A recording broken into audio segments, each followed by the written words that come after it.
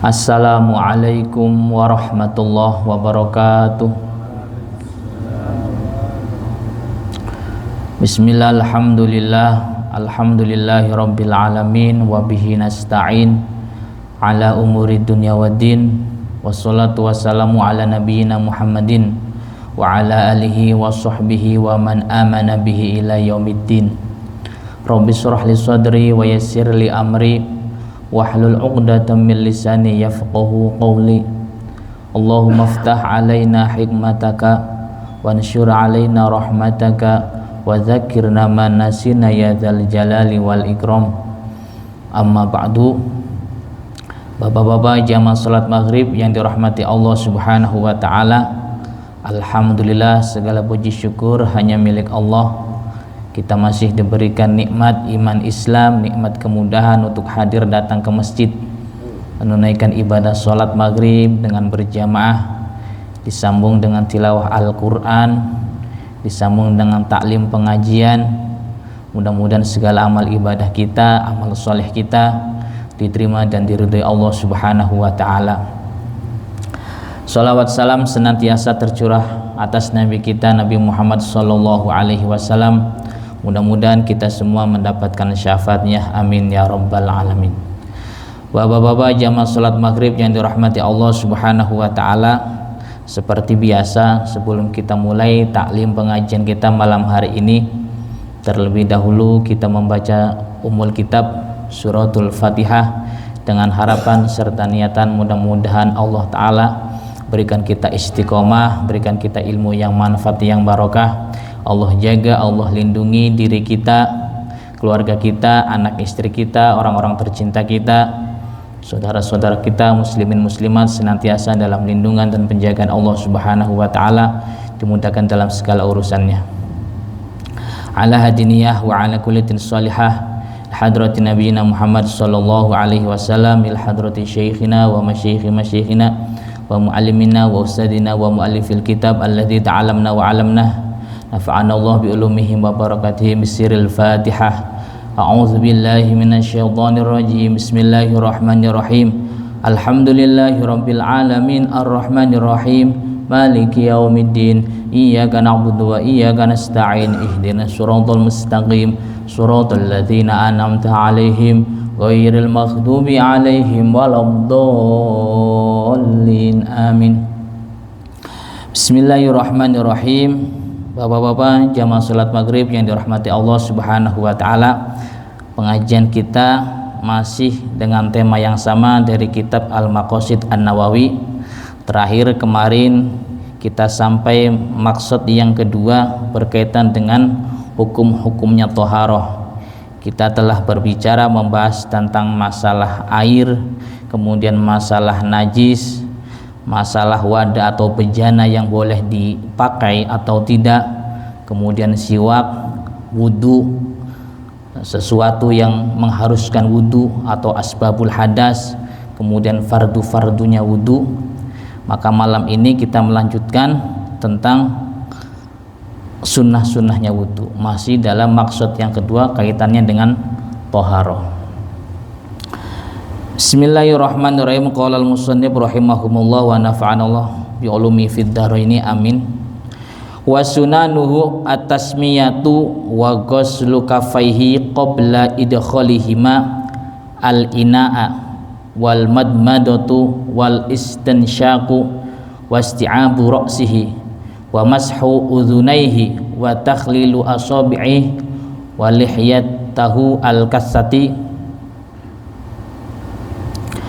wa takhlilu asabi'ihi wa lihyati al-kasati wa taqdimu yumnahu wa taslisu wal wila'u. Sunnah-sunnahnya wudu. Jadi ada fardu, ada sunnah. Begitupun dalam wudu, dalam sholat, dalam haji, dalam umroh, dalam ibadah ada istilah fardu, ada istilah sunnah. Fardu itu artinya sesuatu yang harus ada, yang harus dikerjakan di dalam ibadah. Sedangkan sunnah adalah sebatas anjuran untuk dikerjakan di dalam rangkaian ibadah. Dalam hal ini sunnahnya wudhu, artinya sesuatu yang dianjurkan untuk dikerjakan di dalam rangkaian wudhu. Di antaranya satu adalah at-tasmiyah, membaca bismillah. Sunnah kapan kita wudhu, kita awali terlebih dahulu dengan membaca bismillah. Lebih sempurnanya bismillahirrahmanirrahim. Begitu. Kullu amrin dzibalin la yubda'u fi bismillah fahuwa aqtah wa fi riwayatin abtar. Segala sesuatu perbuatan yang memiliki kedudukan yang mulia, yang penting menurut agama, yang tidak diawali dengan bismillah itu kurang berkah. Termasuk wudu. Sesuatu yang penting yang dianggap mulia dalam agama Islam ini adalah ibadah wudu, sehingga dianjurkan diawali dengan membaca bismillah. Lalu kemudian ghuslu kaffaihi qabla idkhalihima al-ina'a, membasuh kedua telapak tangan sebelum memasukkannya ke dalam wadah bejana. Misalnya kita wudu dengan wadah bejana yang besar, ya kan, airnya yang lebih dari 2 kula kan, kita pengen, atau bahasanya kalau dulu di Jawa itu jeding lah, kolam besar itu biasanya kan wudunya langsung tuh dimasukkan tangannya. Nah, itu sunahnya dibasuh dulu sebelum memasukkan tangan ke dalam wadah bejana. Ya kalau pakai keran juga diniati, basuh tangannya diniati ngelakoni sunnah wudu, membasuh kedua telapak tangan sebelum kemudian diteruskan rangkaian wudu. Itu yang kedua adalah membasuh kedua telapak tangan, sunnah. Kemudian yang ketiga adalah madmadoh, berkumur, kumur-kumur. Nah, itu sunnah. Itu dikerjakan dapat pahala, tidak pun tidak masalah begitu, tapi ya nggak dapat pahala. Itu kumur-kumur, hatta sekalipun lagi puasa tetap masyru', disyariatkan, dianjurkan, disunahkan untuk madmadoh, untuk kumur-kumur. Dan sunahnya kan cuma 3 kali itu. Kalau lebih dari 4 kali itu sudah nggak masyru', itu sudah tidak dianjurkan. Sunahnya kumur-kumur itu 3 kali. Kemudian istinsyak, yang ketiga istinsyak itu artinya membersihkan hidung. Itu nyerot banyu maring irung, itu lebih sempurnanya, menghisap air dengan hidung kemudian disemprotkan kembali, dibersihkan hidungnya. Itu juga sunnah dalam rangkaian wudu. Jadi bismillah sambil basuh kedua telapak tangannya, kemudian kumur-kumur, kemudian dilanjutkan dengan istinsyak, membersihkan hidung. Itu adalah rangkaian-rangkaian sunnahnya wudu. Lalu kemudian isti'abu ra'sih, sunnahnya lagi dalam wudu adalah meratakan seluruh rambut kepalanya dengan usapan air. Kalau wajibnya, fardunya kan mashu ba'di ra'si, mengusap sebagian rambut kepala. Itu entah bagian depan, bagian tengah, samping atau belakang. Yang penting masih dalam batas kepala rambutnya, bukan rambut yang panjang menjulur ke dada misalkan atau ke leher lalu kemudian diusap. Itu belum cukup.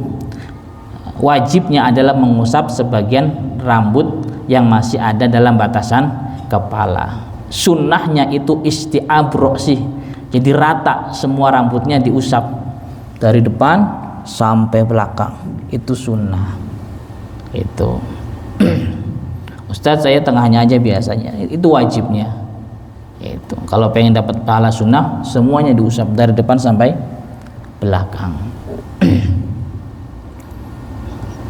Dan memang biasanya kita hanya mengusap sebagian kepala saja, rambut tengah itu kan. Dingin juga kan di sini, Pak. Kemudian mashu udhunaihi, mengusap kedua telinga, itu juga sunnah. Nah, jadi begitu membasuh wajah disertai dengan niat, lalu kemudian membasuh kedua tangan sampai sikut, kemudian mengusap sebagian rambut kepala, kalau sunahnya seluruh rambut kepalanya, Setelah kemudian sunnahnya adalah mengusap kedua telinga, itu juga sunnah. Tidak harus dikerjakan lebih baik dapat pahala, tidak pun tidak ada masalah. Artinya tidak menghalangi keabsahan wudu. Itu. Barangkali kan lagi buru-buru wudunya, wajibnya aja misalkan. Lagi dingin lah, lagi malas kena air telinganya, gitu kan. Ya nggak apa-apa, tapi sempurnanya diusap. Wa takhlilu asabihi, kemudian apa bahasanya, takhlil, menyelah-nyelahi jari-jari tangan, kan, jari-jari kaki itu. Jadi sela-selanya itu Pak, itu juga dibersihkan.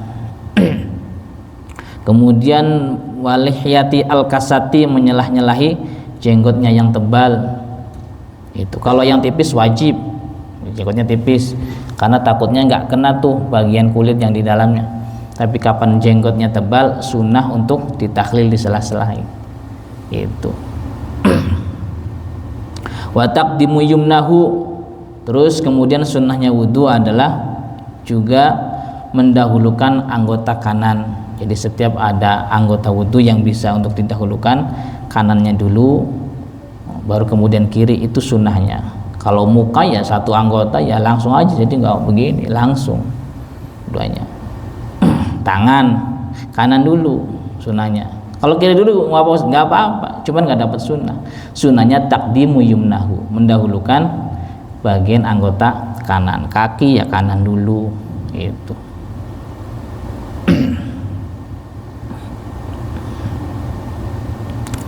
Wa taslisu, kemudian taslis ya, mengusap atau membasuh 3 kali dalam wudhu. Yang wajib itu 1 kali Pak. Itu misalkan kita lagi malas wudhu, lagi malas kena air, misalkan saya basuh mukanya 1 kali aja, sudah cukup. Saya basuh tangannya 1 kali aja, itu pun sudah cukup. Saya ngusap rambut kepalanya 1 kali aja, basuh kakinya 1 kali saja, karena irit air, nggak ada air misalnya, nggak apa-apa, nggak masalah. Kalau 3 kali itu lebih baik, lebih bagus, mengamalkan sunnah-sunnahnya wudu. Wal wila'u, dan kemudian wila, berturut-turut, terus menerus, sambung menyambung gitu. Artinya tidak kok dipegot-pegot wudunya. Misalkan wudu basuh mukanya di tempat wudu sebelah sini, laki-laki, jamaah laki-laki kan ada toiletnya tuh tempat wudunya, nanti kemudian basuh tangannya di sini, itu tidak wila, tidak terus menerus gitu. Boleh saja wudu begitu, basuh muka di sini, nanti basuh tangan di kamar misalkan, di barak gitu, atau wudu di barak misalkan, basuh muka, tangan, rambut, nantilah basuh kakinya sekalian di masjid aja, yang penting belum kering, itu belum batal apa-apa basuh kaki di sini, tapi tidak dapat kesunahan wila, wudunya tidak sambung menyambung, tidak menerus gitu.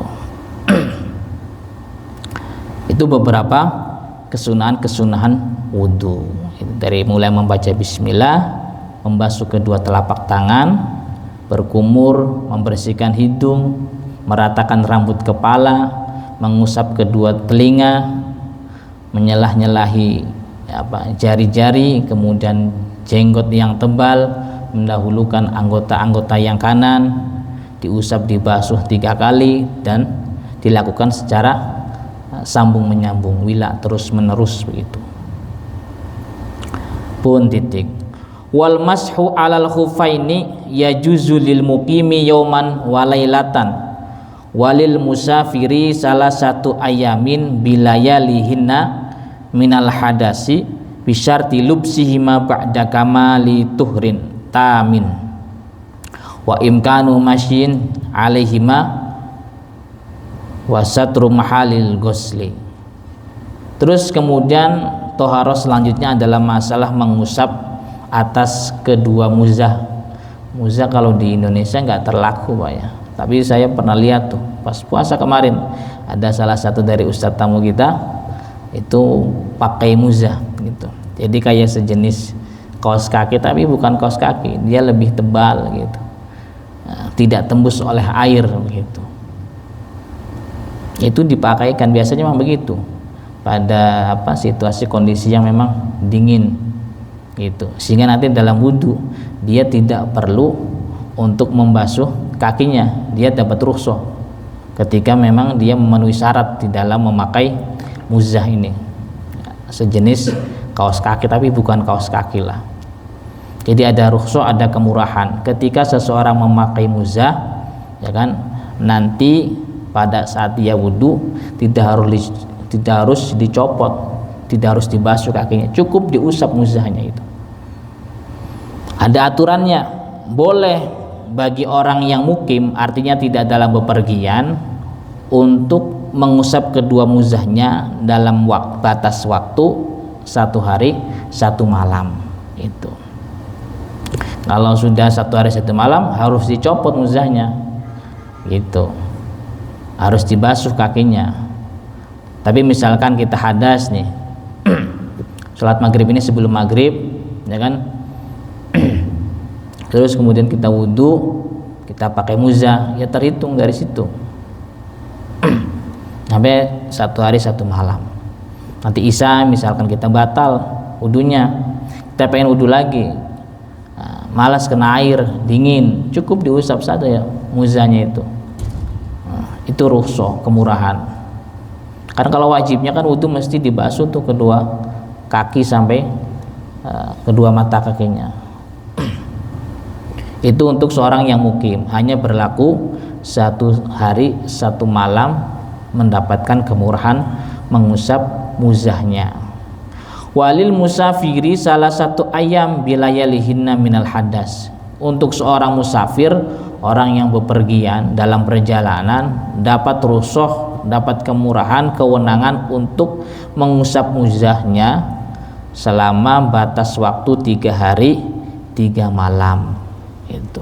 Kalau mukim sehari semalam, tapi kalau sedang bepergian, ya kan, itu boleh selama 3 hari 3 malam. Hari pertama gitu kan, dingin gitu, atau irit air misalkan, cukup diusap saja muzahnya, boleh, tanpa harus melepas muzahnya, tanpa harus membasuh kedua kakinya. Tetapi dengan catatan syarti lubsihima ba'da kamali tuhrin, setelah sempurna memakai kedua muzah itu, ya, dalam keadaan suci yang sempurna. Artinya dia kalaupun punya hadas besar ya sudah mandi, kalaupun punya hadas kecil dia sudah wudhu, lalu kemudian dipakai itu kedua muzahnya itu selama 3 hari 3 malam. Boleh pada saat wudhu hanya diusap saja muzahnya, tanpa harus dilepas, dicopot. Kemudian syarat yang lain daripada kebolehan kewenangan mengusap kedua muzah ini adalah muzahnya itu memang mungkin untuk dipakai berjalan begitu, nggak rusak, nggak tembus air begitu.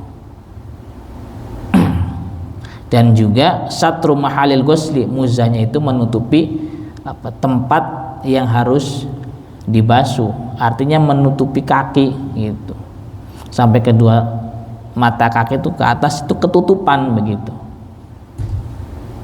Kalau muzahnya masih belum menutupi kaki, belum menutupi mata kaki, itu kan masih mahalul ghusli, tempat untuk dibasuh, maka ya itu belum dianggap mencukupi, harus dilepas muzahnya, harus dicopot, harus dibasuh kakinya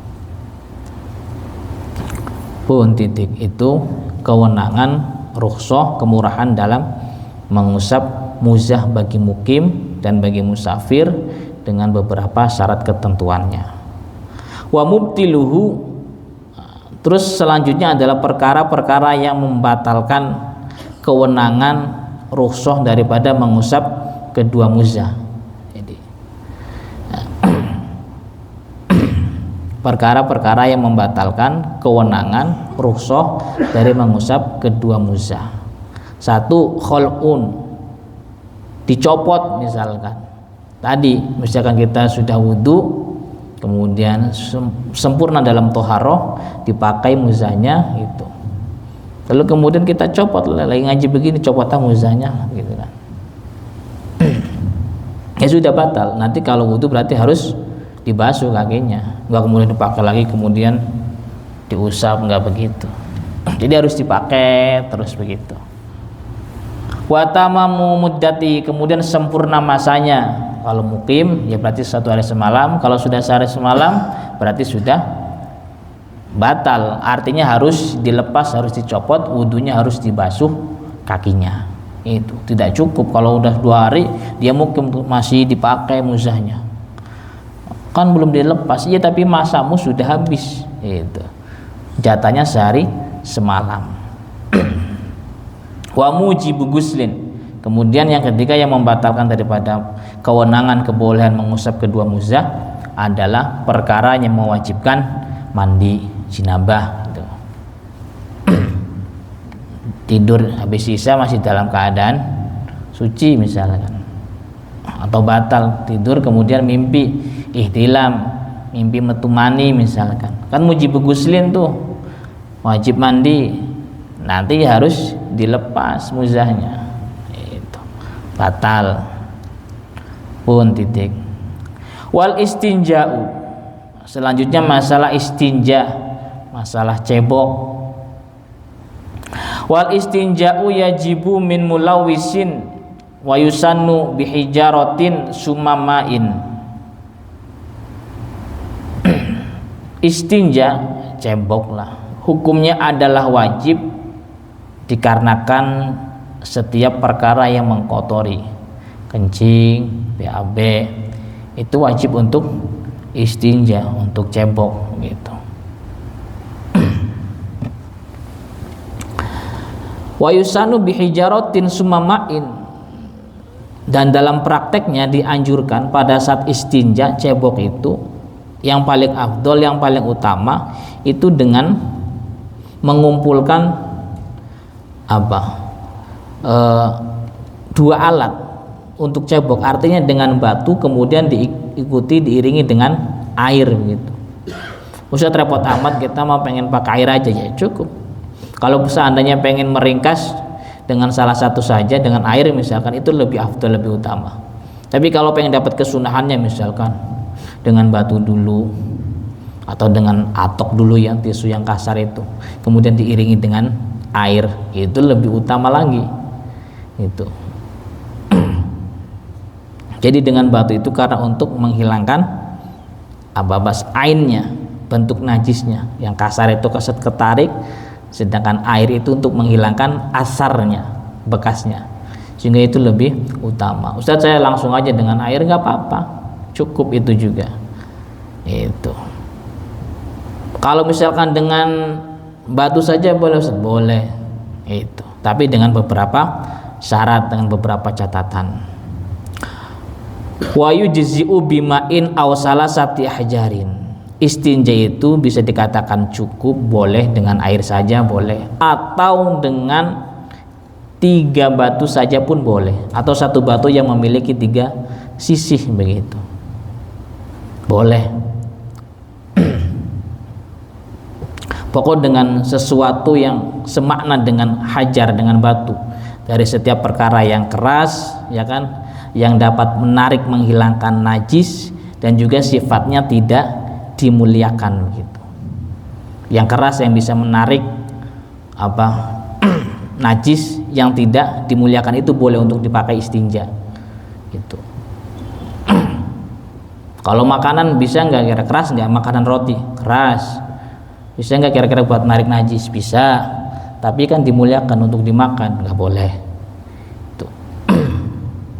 kayu kan boleh tuh, keras, atok lah keras, ya kan, bisa menarik najis, menghilangkan najis begitu, ainnya ketarik, sifatnya kan tidak dimuliakan.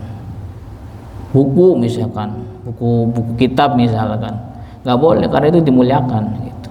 Sekalipun dia keras, itu kan dapat menghilangkan, menarik najis, tapi kan dimuliakan, itu nggak boleh. Yang boleh itu dengan batu atau yang semakna dengan batu lah, dan batunya harus 3. Kalaupun satu yang penting memiliki 3 sisi gitu. Yang dengan batu itu dibersihkanlah tempat najisnya gitu. Nggak boleh kemana-mana, misalkan najisnya di situ saja, ya nggak boleh kemudian ke samping-sampingnya begitu.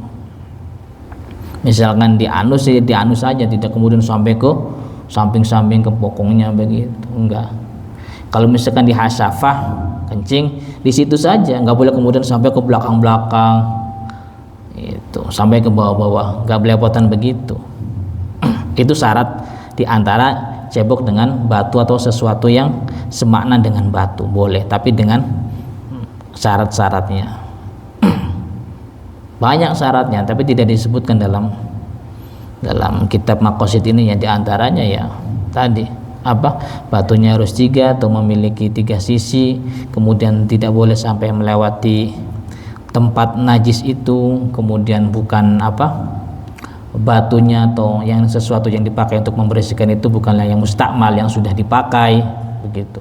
Kalau batunya sudah bekas dipakai lagi nggak boleh. Atau kemudian tidak boleh sampai ada najis lain yang baru datang begitu. Ada darah misalkan, nggak boleh, harus dengan air gitu. BAB misalkan keluar darahnya itu najis yang baru, pakai batu nggak cukup, harus dengan air gitu.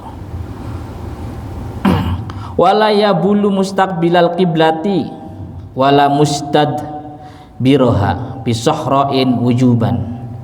Terus kemudian secara adab, tidak boleh seseorang itu kencing ya menghadap kiblat, tidak juga boleh membelakangi kiblat. Pokok kencing BAB tidak boleh membelakangi kiblat ketika dilakukan di sohro. Sohro itu arah-arah tanah lapang itu, ning sawah lah biasanya begitu kan, zaman dulu kan nggak ada penghalang tuh. Kalau ada hail, ada penghalang nggak apa-apa. Atau di tempat-tempat yang memang sudah disediakan, jadi jangan nggak usah bingung. Ini kamar mandi menghadap kiblat kayaknya, nggak masalah. Ini memang sudah ada hail, ada penghalang, dan memang sudah disiapkan untuk toilet umum begitu. Ini yang nggak boleh itu, misalkan kita kencing atau BAB di tempat tanah lapang, tanah luas begitu, di sawah, nggak boleh tuh menghadap kiblat atau membelakangi kiblat. Wujuban gitu. Wala fima inrokidin, tidak juga boleh BAB atau kencing pada air yang diam gitu.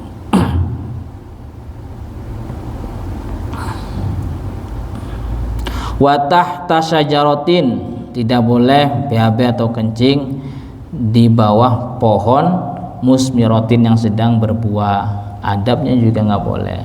Ada pohon mangga lagi berbuah, kencing di situ nggak boleh. Secara adab nggak boleh. Itu BAB di situ nggak boleh. Watorikin, jalan nggak boleh kencing BAB di jalan. Biasanya kan ada tuh begitu. Lagi di jalan, di mobil yang turun itu jalan kan, torik itu nggak boleh secara adab ya. Wazilin, BAB atau kencing di tempat berteduh misalnya, itu juga nggak boleh. Di tempat berteduh macam-macam lah, mungkin halte ya kan, kalau di sini kencing di situ, BAB di situ nggak boleh. Wasukbin, kemudian lubang, leng gitu. Zaman dulu kan, misalkan di sawah kan ada tuh lubang, ya takutnya kan ada hewan-hewan apa, lubangnya siapa begitu kan, dikencingin, di BAB-in nggak boleh. Wayas kutu, dan kemudian anjurannya juga saat kencing, saat BAB itu ya diam lah. Pun titik itu masalah istinja. Wal guslu, selanjutnya masalah toharoh, mandi. Jadi macam-macam. Tapi singkat-singkat saja dalam kitab Maqasid Nawawi ini, toharoh dengan berbagai macam fasal di dalamnya wudu, istinja, siwak, kemudian masalah wadah bejana. Selanjutnya ini masalah mandi, toharoh mandi, guslu. Mujibu dukhulu hasyafatin, perkara-perkara yang mewajibkan mandi, di antaranya adalah dukhulu hasyafah farjan, memasukkan hasyafah ke dalam farji. Jadi hasyafah itu ujungnya, Pak, ujungnya zakar itu, helmnya itu loh, itu yang disebut dengan hasyafah. Kapan hasyafah itu sudah masuk ke dalam farji, maka wajib mandi. Hatta sekalipun belum keluar misalkan, tapi udah masuk gitu kan, itu wajib adus, wajib mandi. Wa khuruju maniyin, kemudian keluar mani ya. Kebalikannya berarti sekalipun tidak sedang dalam keadaan memasukkan hasyafahnya ke dalam farji, entah karena mimpi atau lainnya, keluar mani, itu wajib mandi. Yang disebut mandi jinabah, mandi besar. Wa mautun, wa khuruju maniyin wa mautun, mati itu wajib adus, artinya wajib diadusi. Orang matinya mah sudah nggak bisa mandi, Pak. Nah, wajib diadusi. Kapan orang matinya? Bukan yang syahid fi ma'rikatil kufar, bukan seorang syuhada yang mati gugur di medan peperangan. Orang mati biasa, mati karena sakit, dia muslim, maka wajib dimandikan.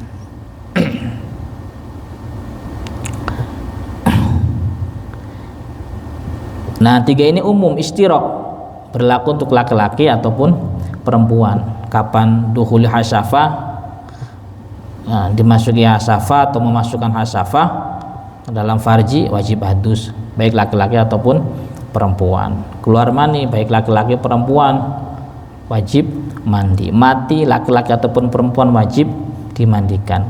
Terus kemudian yang keempat, haid. Nah, ini khusus untuk perempuan. Kapan haid gitu, begitu kelar selesai haidnya, nanti wajib mandi. Kemudian nifas, kalau haid kan darah-darah tertentu, darah kewatekan, darah yang menjadi karakter perempuan yang keluar pada waktu-waktu tertentu begitu. Nah, akolnya minimalnya kan sehari semalam, kholibnya umumnya 7 hari, paling banyak 15 hari itu. Kalau sudah berhenti darahnya, nanti wajib mandi. Kapan nifas? Itu biasanya darah yang keluar setelah melahirkan. Itu bukan pas setelah melahirkannya, tetapi setelah melahirkan, ya kan. Melahirnya kan pun wiladah tuh juga wajib mandi, Pak. Jadi begitu melahirkan itu kan keluar darah juga tuh. Nah, nanti wajib mandi. Setelah itu, setelah mandi wajib wiladah karena melahirkan, darah keluar tuh yang disebut dengan darah nifas. Nah, itu nanti pada saat selesai nifasnya itu juga wajib mandi perempuan itu, ya kan. Kalau nifas minimalnya bahasanya lahdotan, sakacorotan, sekali keluar udah. Ada juga golibnya umumnya sampai 40 hari, paling banyak sampai 60 hari gitu, 2 bulan.